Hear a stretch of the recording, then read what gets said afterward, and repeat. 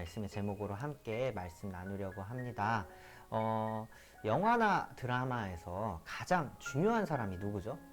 바로 주인공이죠. 그쵸?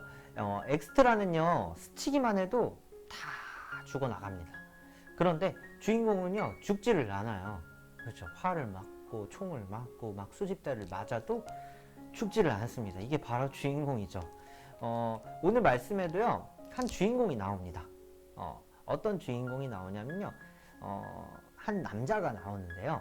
그런데 주인공은 모든 사람이 주인공을 기억하죠. 영화나 드라마를 보면 가장 많이 기억에 남는 것이 바로 주인공입니다.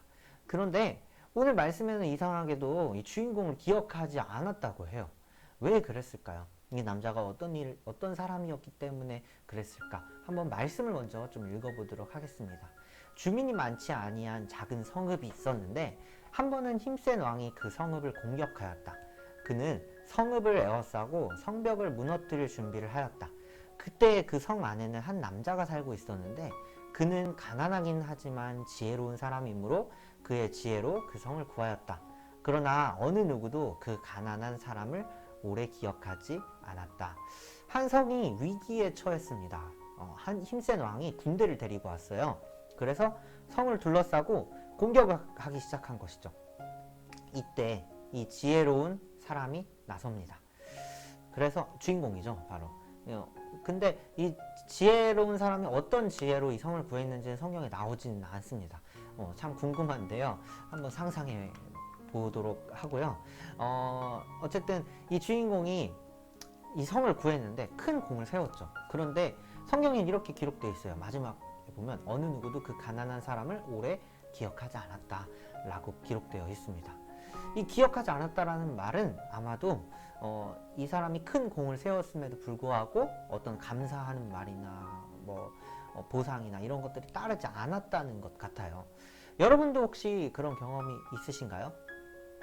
아마 직장에서 팀 프로젝트를 같이 했는데 내가 정말 더 많은 일들을 했는데 나에게 어떤 이런 것들이 없다면, 내가 대학에서 조별 과제를 하는데 내가 조장이라고 다 떠맡아서 했는데 누구도 나에게 고맙다, 잘했다, 수고했다 이런 말이 없다면, 그러면 어떨까요? 어떤 마음이 들까요? 아마 서운하겠죠. 속상하기도 하고 외롭기도 하고 혹은 억울하기까지도 할 것 같아요.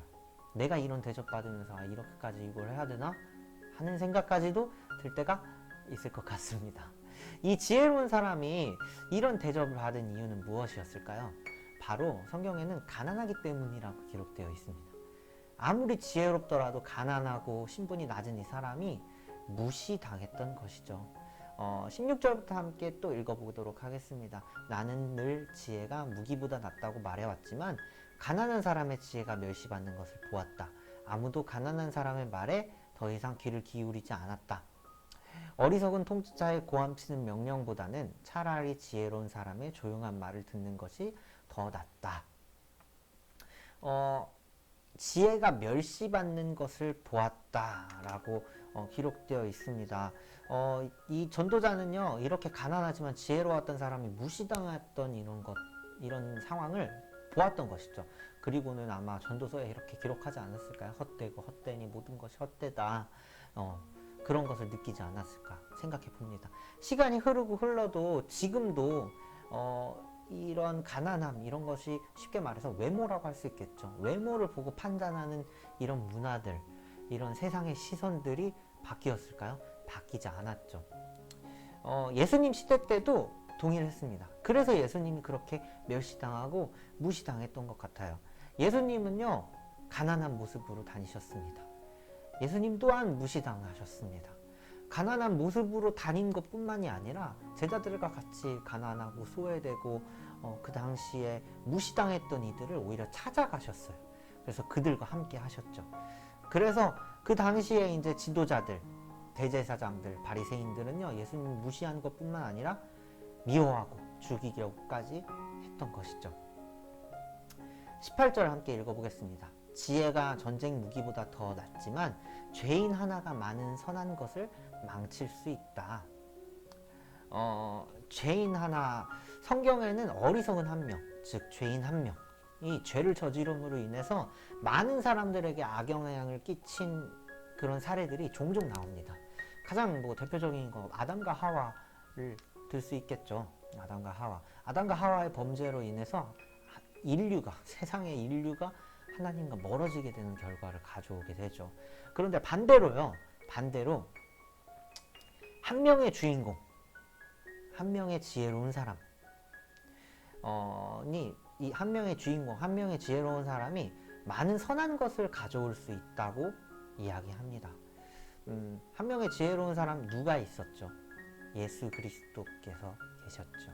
예수 그리스도의 희생이 인간의 모든 죄를 대속하셨듯이 지혜롭지만 무시당했던 이들이 가장 선한 것을 가져옵니다. 직장에서, 대학에서, 여러분 삶의 자리에서 여러분은 지혜로운 자이십니까? 오늘 이 지혜롭지만 가난했던 사람, 또 예수님께서 보여주셨던 선한 것이 여러분 삶의 자리에서 여러분이 지혜로움으로 인하여 여러분 삶의 자리가 선함으로 가득 차기를 소망합니다. 그런 하나님의 지혜를 가진 주인공이 되시기를 소망합니다. 함께 기도하겠습니다. 하나님 감사합니다. 내가 주인공이 되기를 원합니다. 어떤 주인공이냐면요, 내 삶의 자리에서 지혜롭게 살아감으로 인하여 예수님처럼 살아감으로 인하여 많은 이들을 행복하게 만들어주는, 많은 이들이 선한 길로 이끌어져 나아가게 되는 그러한 삶을 살아가는 사람이 바로 내가 되게 하여 주시옵소서.